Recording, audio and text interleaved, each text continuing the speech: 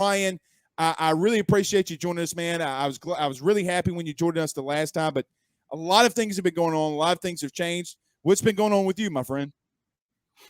Probably dealing with something that you're dealing with, and that is trying to shovel and get snow out of my backyard and off my deck and make a pathway for my dogs to be able to go out and go to the bathroom and those kind of things. So that's pretty much what we're dealing with, and just trying to wait for this dead period time between signing day and spring ball. And I think right now Notre Dame is just kind of waiting by and seeing who Marcus Freeman is going to hire as his defensive coordinator. That's really the last move he's got to make. And once that's done, we'll have a much better idea of what this 2022 team is going to look like. Right. I want to get to you about Notre Dame and the transition from Brian Kelly leaving and what Marcus Freeman has been able to accomplish there so far. But Brian, the first thing, and look, you've covered Brian Kelly and BK for a long time. You've been around Notre Dame. And look, LSU was struggling in recruiting. They were in the 40s. Brian Kelly comes in and they're able to transition. He gets a lot of offensive and defensive linemen in. The question I have for you, and the fans really have it, is that's something that Brian Kelly has been known for, is recruiting well on the offensive line. Just how well, though, did he do at Notre Dame recruiting those position groups when he was in South Bend? Well, I think the thing for Brian Kelly is, I would say with one exception, he hired really good offensive line coaches, and he understood the need to have really good offensive line coaches. I mean, if you think about it, his first hire at Notre Dame was Ed Warner. Ed Warner's a good, solid offensive line coach, especially in the Midwest, did a nice job. I mean, got Matt Hegarty, got Nick Martin, who turned out to be an NFL player, was a big part of Notre Dame getting Ronnie Stanley before Harry Hiestand takes over. Harry Hiestand takes Notre Dame and turns him into a juggernaut when it comes to offensive line. We were talking about last night, myself and the recruiting director, Quentin Nelson is going to get a humongous contract this offseason. When that happens, the odds are Notre Dame is going to have 3 of the 8 highest paid offensive linemen in the NFL will be Harry Hiestand guys, right? You hire the right people, then you're going to have success. And that's something that Brian Kelly, for the most part, has done at important positions at Notre Dame. With the exception of Brian Van Gorder, he made great defensive coordinator hires. With the exception of Jeff Quinn is debatable whether that was a great hire, but he made some really strong offensive line hires. And I think those are the things he did well, is he made good hires for the most part at the positions that mattered, which are D coordinator, D line, and offensive line coach. Brian Kelly has been known to not necessarily be as hands-on in recruiting maybe at Notre Dame. He does transition to LSU and gets a little bit more hands-on in the recruiting process. Especially to close a guy like a Harold Perkins there late. Is that something that maybe has transitioned from a narrative maybe that he did at Notre Dame and transitioned over to LSU, or was he kind of always have his hands in on recruiting? No, that was the new thing. I mean, the one of the biggest complaints that I had with Brian Kelly for years was not being engaged enough in recruiting. I mean, there would be times where he'd have assistants begging a coach, we need you to call this guy. And he would just have other things going on. And I think that's kind of what makes the Notre Dame job a little bit unique. I mean, Notre Dame it's a national brand, and not so much from a football standpoint. I'm not talking about football here. I'm talking about alums, where you have to go do speaking engagements. 1 week you're flying out to California to speak in front of a bunch of, millionaires and billionaires. The next week you're going to New York, because that's part of the job at Notre Dame, is keeping the donors happy, right? Well, maybe in Louisiana, they're perhaps, and again, I don't know this, I'm assuming, so correct me if I'm wrong. It's no ill intent and design here, but I would imagine they're somewhat a little bit more regionalized where the money people are. I doubt that they're as spread out as perhaps Notre Dame's are, I would imagine. He didn't always do the best job. Yeah, and he didn't always do the best job of balancing all the things that came with recruiting. I thought that Coach Kelly had this, Notre Dame will sell itself type of mentality for too long. And it really wasn't until last January, when he hired Marcus Freeman, that he started to get more involved, which I think helped with recruiting. And that's why Notre Dame had their, is part of the reason, on top of making hires, is part of the reason Notre Dame just finished with their best recruiting class in several years. And so I've been told from some of my sources that early on at LSU, Brian Kelly had a similar mentality that he had at Notre Dame, which is it'll sell itself. It's LSU, it'll sell itself. Well, then he realized there's a lot of people trying to come into the state and take our players. I got to get to work. And I hope that that's for LSU's sake, that Coach Kelly understands that, hey, I don't care how good of a recruiting staff you hire, to be successful at a championship level, you as the head coach have to be more involved in the day-to-day aspects of recruiting. And if he can do that, I think he'll have success because Brian Kelly's a salesman. I mean, that was part of my frustration is when he gets involved, he's impactful. You know, he's a salesman. And I mean that in a complimentary fashion. I mean, you're selling your program, you're selling yourself, you're selling your vision. So that's not a attempt at a shot. He has to be more involved in that if he's going to be successful. And if he did that down the stretch, that's good. But the key is going to have to be maintaining that over a long period of time. And that was at times an issue for him at Notre Dame. I know you've seen the dancing videos, Brian. I mean, I'm not naive enough to I've had think some fun with that. Yes. Okay. And look, they're funny, and I get it, right? Like I understand it. I'm not defending that it's not funny. Do you feel like that there is some criticism though that it's gone a little too far with it, or do you think it's maybe it's okay? Because I think from an LSU fan perspective, and look, they're flying inside the comments, as I say it. But do you feel like there's been maybe a little rough criticism behind it? And do you think that Brian Kelly has faced more negativity right now, last 7 weeks, and maybe he did sometimes at Notre Dame, maybe just off the field? No, trust me, Brian Kelly's used to dealing with criticism for everything that he does. I mean, there's memes that go back to the 2011 season where he got really mad at a player against South Florida. Now, the context of that was Notre Dame's preseason top 15. They're playing a South Florida team that's not very good. Lou Holtz's kid is on the other sideline, Skip Holtz, right? They had like this 3-hour delay at halftime because of lightning. It was just a train wreck of a day. Brian Kelly, being an Irishman, got real fired up at a player, and he's screaming at him. His face turns kind of purple, right? And, I mean, he never lived that down. Never lived that down, and you had a young man that passed away that some people still hold against him. It was a very unfortunate situation, and people will still blame him for it and everything. I mean, there's been plenty of things that have happened at Notre Dame. The academic scandal that got them, put on a little, probation, had to vacate wins. He still gets hammered for that. Now, they forget the context of a couple players got involved in something. As soon as their name found out, they punished people, dealt with it, and then self-reported and got in trouble for it. So you did what you're supposed to do, right? When you find out people are acting stupidly, you deal with it, and that's what he did, but he still gets hammered for it, right? So he's used to that. I mean, the reality is that's not something that's going to bother Brian Kelly. He's always been, I think sometimes to a fault, doesn't care what people think and people say. And I wish sometimes with some things, he maybe would care a little bit, but that's just how Brian Kelly's wired it. That if he thinks dancing is going to help him get recruits, he doesn't care what people think about it. He's going to do it. And hey, no by the way, Twitter says. He got a top 5 one. And look, people from Louisiana and from that perspective, and I'm glad that you said that. Just because of the Orgeron voice thing, it feels a little bit like, oh, here we go again. We can't get around. You made fun of the last guy. Why are you making fun of this guy?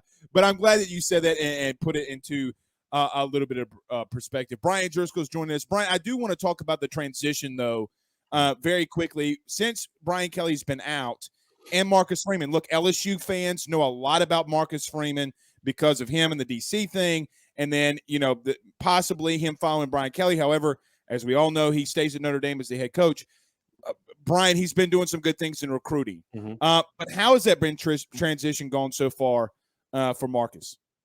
Well, it's been smooth because there's no games to play, right? I mean, that's the thing is there's what do we have to truly evaluate him on right now? Right. It's recruiting, and that's something Marcus Freeman's always going to do a great job with. I mean, he's charismatic and he's very genuine. He's young. He relates to kids, but not in a phony way. In a really sort of big brother / fatherly way. He's hired a good staff that understands the need to go out and recruit. So, so far, I love what he's done. I mean, you lose a running backs coach to be an offensive coordinator. Your tight ends coach goes and gets a job as an offensive coordinator, which is great for the program, but maybe not good for you as a coach. And he replaces him with, one of the best running back coaches in the business, and Dylan McCullough, and a guy in Jared Parker that has a great reputation as a recruiter as well. You lose you get rid of Jeff Quinn and replace him with Harry Heastan, who many people feel is one of the 2 or 3 best offensive line coaches in the game, if not the best offensive line coach in the game. And, so far, so good. But at the end of the day, all that stuff is fun for the offseason, but you're going to be evaluated on what your record is. And Can you win football games? And can you win the games that matter? And that was the thing that was always kind of was the black eye on Brian Kelly to me, is won a ton of games, tremendous consistency.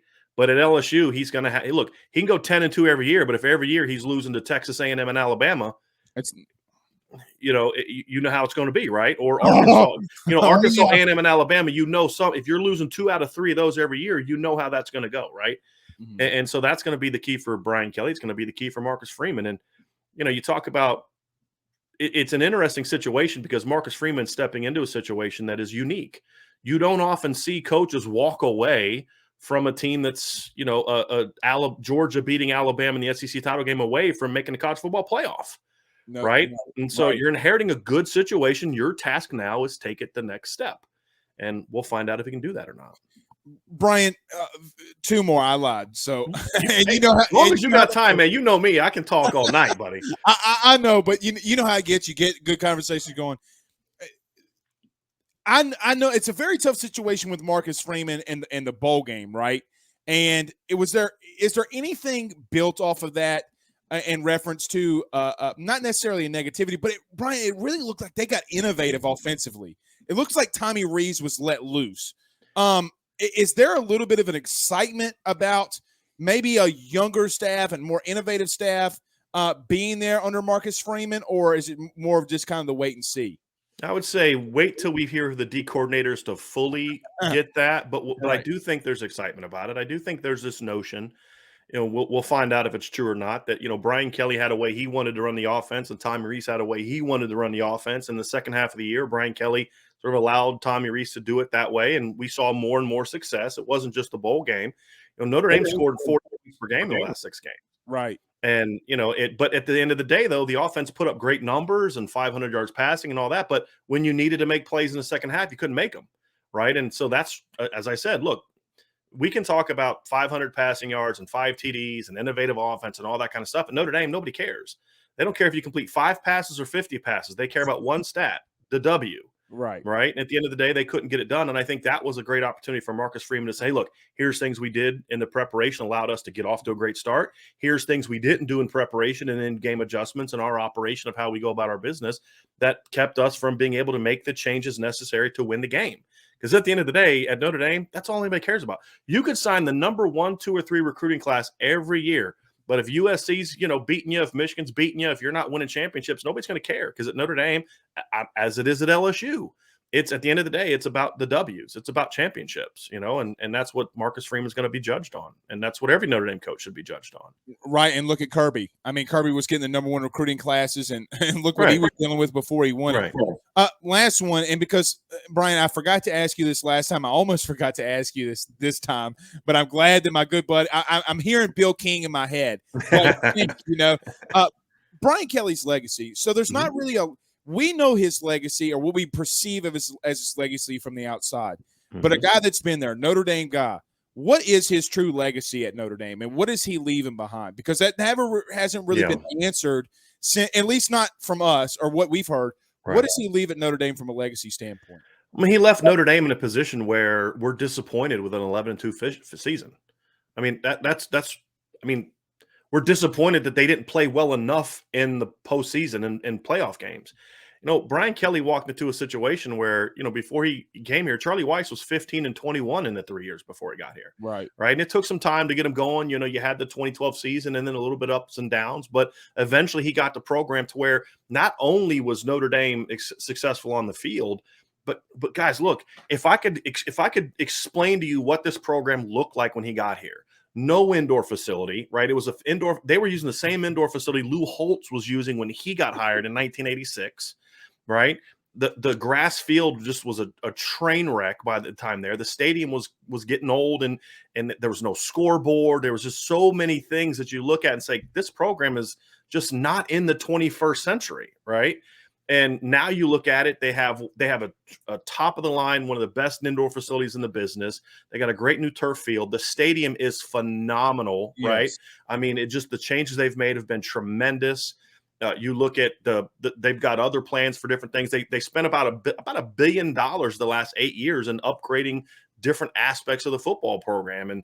And and he's made Notre Dame a destination place for a lot of coaches and recruits and things like that. I mean, look, I'm not saying this to be flippant, but 10 years ago, there's no way Notre Dame can beat LSU for Marcus Freeman. It's not possible, right? Where now, if you're Marcus Freeman and you're thinking, I want to compete for a championship, okay, well, there's two schools that are both, one's won it, one's knocking on the door. So that allows other factors like family and those type of things to convince you to stay at Notre Dame, where 5, 8, 10 years ago, he would be foolish to turn down LSU to go to Notre Dame. And that's going to be Brian Kelly's legacy is, you win 10 games in a row, 5 straight years. And I'm pissed myself personally that they weren't better than 11-2 or 10-2 last year or 11-2 the year before that. And when that's what people are upset about, he's done a pretty good job. Right. And that's the legacy is Notre Dame was an embarrassment of a program when he took over, and he's leaving it as a legitimate top 10 consistently program. And I mean, no one can take that away from him, no matter how much we may not like how he exited or some of the things that I didn't like when he was here. You can't argue with the results. And the results were he turned Notre Dame into a legitimate top program. And look, Brian, what's funny about that is I asked that question to so many people, and I think that you just gave the honest answer. Like, oh, this and the pro style offense, that and defense here. And I'm like, I just want to know the legacy. Like those are two separate questions. I don't want to know on the field. I want to know legacy. And thank you so much for answering that. And look, the Rudy Crew chat loves you, brother. I mean, they're going. I don't know about that. No, I'm a rock fan, so we call it the Rudy Crew chat. Okay. They're really giving you some praise. But nevertheless, our good friend Brian Driskell over at publisher at the Irish Breakdown. Go follow him on Twitter, Coach D178. Brian, thank you so much, man, for coming on and giving us more of a breakdown on Brian Kelly. Tell everybody what you're doing and where they can follow you and all the stuff that you got going on. Well, obviously, recruiting's hot and heavy right now. You can find us at irishbreakdown.com. Our podcast also at Irish Breakdown. Our YouTube channel, you can find it. We talk mostly about Notre Dame, but we like to talk about a lot of other things. So we welcome people from all over. We have Ohio State fans, Alabama fans, USC fans, Oklahoma fans will come in our chat and have fun. You'll be welcome, and we love talking ball. So we have a Friday, 12:30 p.m. Eastern every Friday. We have we call it sort of our Friday free-for-all, where we allow people to come on our channel and ask us questions. And if you join our channel, you want to ask us questions about Brian Kelly, we'll answer them. If you want to ask our questions about anything else, we'll answer them. So we got a lot going on. It's a lot of fun. All I'm doing is staying away from the personal stuff of Brian Harsin, Mr. Driskell. Yeah, I'm not touching that one. I'm not touching that one. I hear you. Hey, thank you so much, my friend. We'll talk again soon. And you have a good night. Stay out the snow, my friend. Yeah, you know what? I finally was able to get our driveway shoveled, so I'm going to just kind of hang out in the nice, warm, bought heat here in my home. So absolutely. Do it, man. Do it. We'll see you, buddy. You have a good night. Take care. All right, that's a good friend, Brian Driskell, over from the Irish.